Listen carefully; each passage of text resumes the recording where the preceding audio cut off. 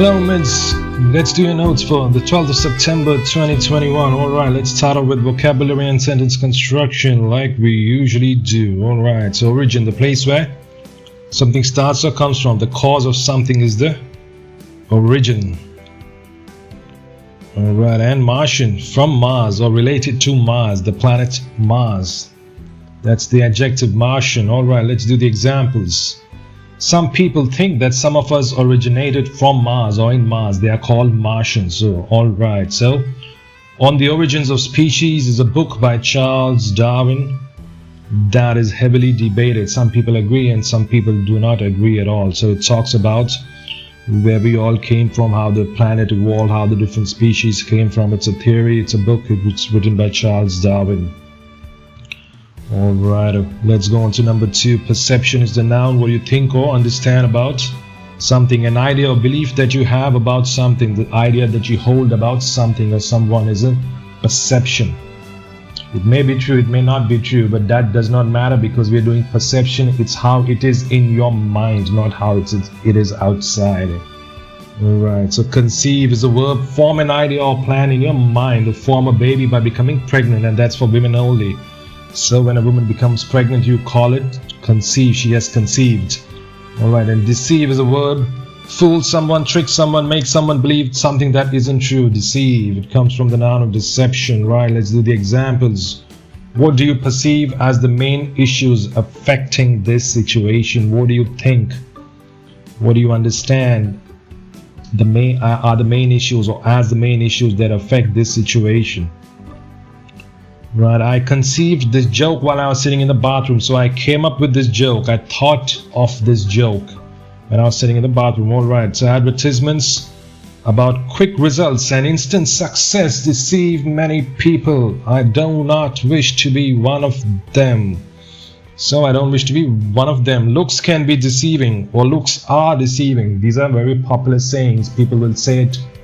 You will hear them say it a lot of times. Looks can be deceiving. So just because something looks good does not mean it is good. That's what it means, and it's used very commonly. It's a very popular saying. Alright, number 3, adjective. Let's do it slowly. Indefatigable.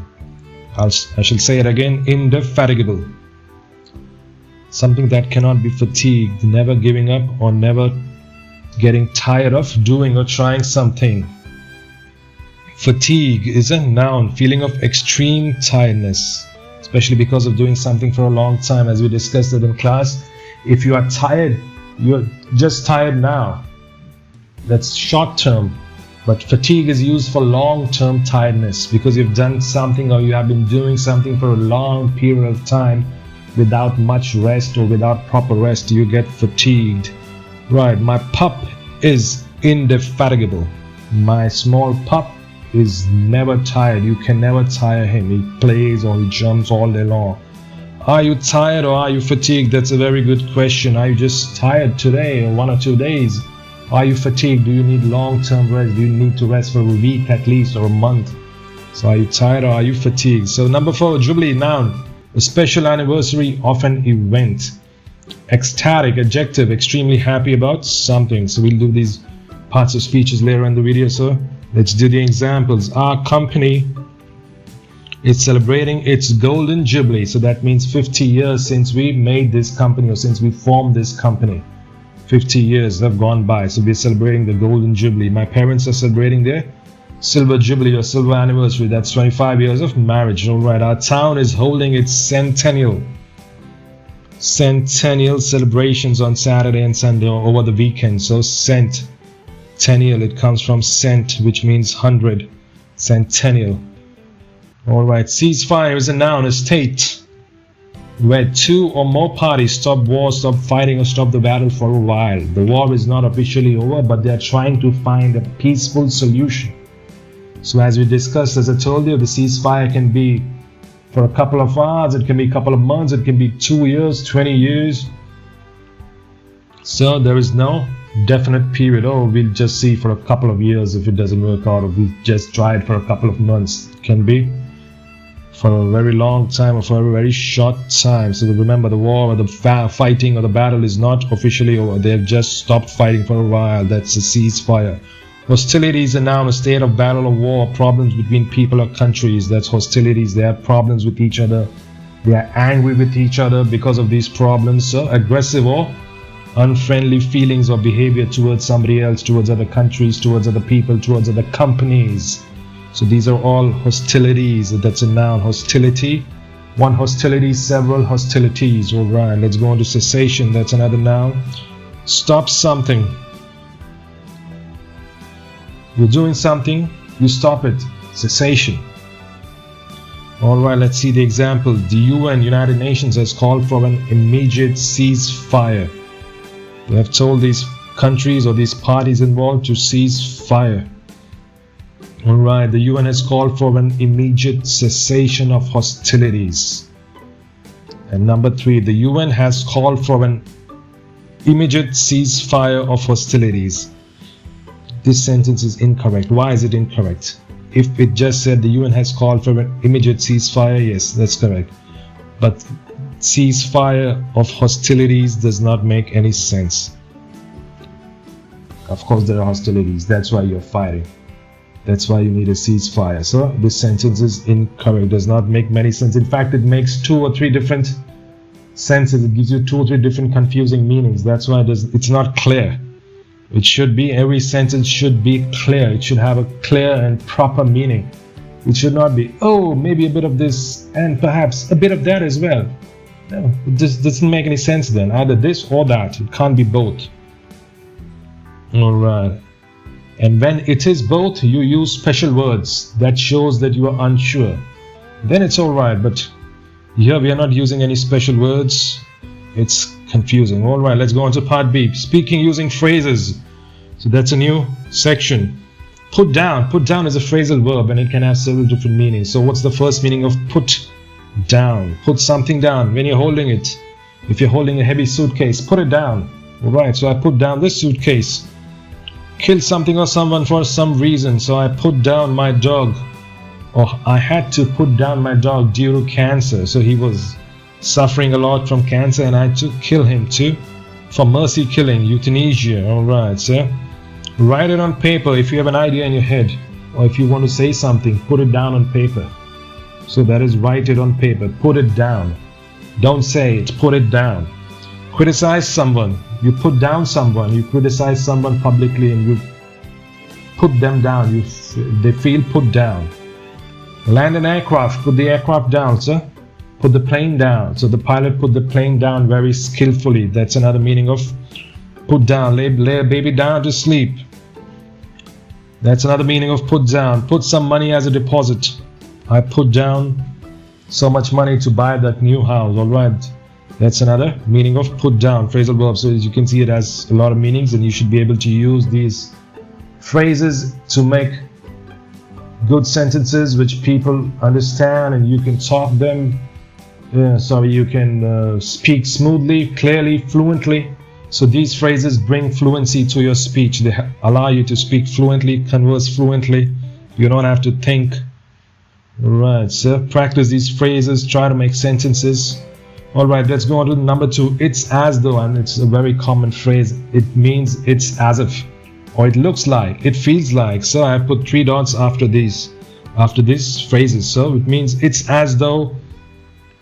So the sentence is going on. So let me make a sentence. It's as though he was walking on water. It looked like he was walking on water. It felt like he was walking on water. It's as if he was walking on water. So you can change the tenses over here. It felt like, it looked like, it will look like, whatever tense you want to use, the appropriate tense. But that's what it means. That's how you use it. Alright, let's move on to part C.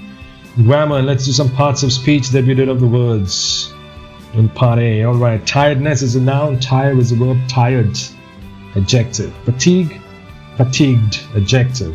Jubilee, jubilant, adjective. Ecstasy, noun, and we did ecstasy. I showed you the different meanings of ecstasy. Ecstatic, ecstatically, adverb. Number 5, hostility, hostile, adjective. Perception, perceive. Let's underline. Deception, deceive. Conception, conceive. Reception, receive. So we have deception, deceive, conception, conceive, conceivable. Is this idea really conceivable? Is this plan really conceivable? Can we really think about it? Can we really think about doing it? Conceivably, adverb. And we'll do all these words later on. We'll put them into sentences. We'll see how they're used. All right, reception, receive, receivable. All right, something that can be received, or some people who can be received, or receivables. All right, makes it the adjective. All right, let's do some general knowledge, which is also connected to English. So synonym, what's a synonym? A similar word, a word with the same meaning or similar meaning is a synonym. Antonym or antonym. Some people say antonym, some people say antonym. Antonym sounds much better. Opposite word, a word with opposing meaning or with the opposite meaning. Equatorial climate, what's that? So as we saw the other day, we opened up the maps and we saw the countries which have an equatorial climate. It's the climate of countries close to the equator. So it's hot and wet all year round. So the afternoons, and like I said, the afternoon and mornings are usually very hot and humid, and there is always heavy rain in the evenings. And this happens almost every day. So they don't have any summers or winters or anything like that. It's pretty much the same climate, pretty much the same weather all year round, each and every day, almost every day. All right, number 4. Let's do number 4, indigestion. So when food is not digested or it's not digested properly, you get indigestion. I am suffering from indigestion because I ate too many lobsters, or I am suffering from indigestion because I ate too much seafood. So usually what happens when you have indigestion, usually you just burp or you pass wind, that is fart, you release gas. The proper way to call farting is passing wind. Fart is rather slang, it's rather crude, informal. But if you need to say formally, you say use pass wind, you burp. And if it's a serious case of indigestion, you puke, you vomit out whatever you have eaten. All right, let's go on to number 5. And we did this again. So trans fat. So trans fatty acid, trans fat.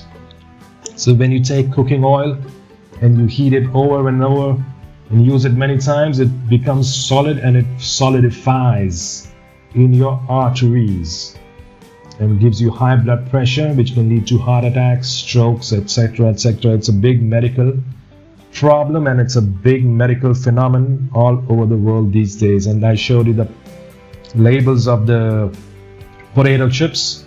The bags of potato chips, they include trans fat. In most of the countries, they are required to include trans fat. And then I showed you that some of them said 0 trans fat. So that's another healthy way of eating junk food. All right. So what is it? How it's produced? The fat that's produced when oil changes into a solid due to chemical processes, heating and reheating and overheating the same oil over and over. All right. So MSG is monosodium glutamate. So we did MSG. We saw that MSG is banned in some countries, but other countries it's no problem. All right. So silver jubilee is 25 years, golden jubilee is 50 years, and platinum jubilee is 75 years. And then we saw in between they have diamond jubilee and sapphire jubilee and all that stuff. But we could not find what is 100 years. So it's centennial celebrations. All right, and let's do the last part for today's notes. Pronunciation. Number 1, cessation. Number 2, Martian. Equator, equatorial, and last, indefatigable. Indefatigable. Right. Something that cannot be fatigued. Indefatigable. All right, that's it for today's notes. Write your notes down. Watch your videos, like I tell you all every time. Watch the other batches videos and have fun. I'll see you in the next one. Bye bye. Adios.